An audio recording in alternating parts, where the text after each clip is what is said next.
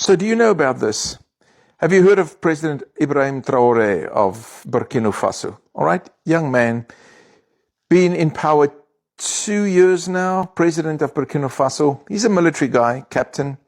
And I don't know if you know about this, but there's been about 18 assassination attempts on his life. And he came into power at a very strategic time in the history of Burkina Faso, a lot of difficulty, instability. And he's done quite a few amazing things in his 2 years, even though they've tried to assassinate him so many times. If you go and look what he is trying to do in terms of key reforms aimed at stabilizing his nation, he has built schools, hospitals, roads, developed agriculture, donating a lot of tractors and equipment for agricultural development so they can produce their own food. They have stopped exporting raw materials. They are trying to process gold themselves, hospitals, all those kind of things. You know, there's a lot of things, even airport, right? And so there's a lot of development that's going into Burkina Faso at this moment in time.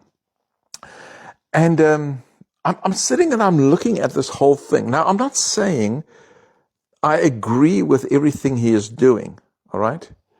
I'm also not saying that everything he's doing is bad.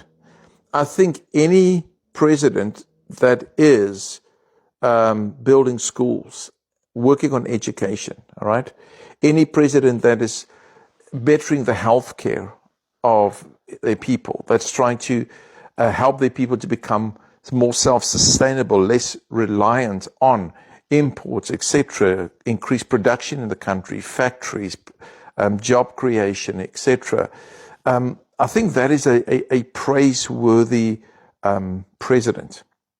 And so the interesting thing is, when it comes to Africa, and you go and look at the history of the last 20 years of Africa, and presidents that have been removed either through a military coup and or assassinated and or removed weird circumstances or committed suicide, you know.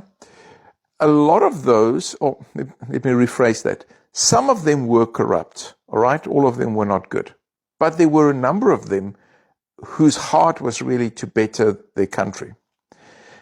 But they have something in common, and that is that they went against the global establishment, if I can put it like that. And I'm not going to define that, go into details, right? I think you know what I'm talking about.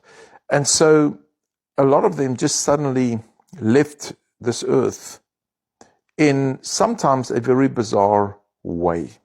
So I'm looking at President Ibrahim Traoré, and I'm not saying, again, I'm agreeing with everything he's doing, especially with some of his alliances, some of the other leaders in Africa that he's endorsing. Some of them are questionable, all right? But it is very clear that he's got a heart for his people and for his nation. And in his aim to develop his own country, there's been roughly 18 assassination attempts on his life. And if you look at the trend of African leaders disappearing when they want to build their own countries and invest in their people, isn't that a bit strange to you? Isn't that bizarre, you know? Now, I know what's going on. I'm not talking from a position of ignorance, all right? The thing is just I can't discuss a lot of these things on this platform, all right, because of the fact that the video will be removed. Free speech is not always as free as you think. You know, there's a price to pay. In any case, so I'm looking at this whole situation with interest and seeing where this is going. But I'll tell you one thing. If I look at what has happened the last 2 years with Captain Ibrahim Traoré, I would say if I was him, I would sleep with one eye open. And it's very hard to know who you trust in circumstances like that. And that is true for any leader, any government official, any president. Sometimes you don't know who are friends and who are your enemies. And but let's keep our eye on this. Very interesting developments, and a lot is changing in Burkina Faso at this moment in time.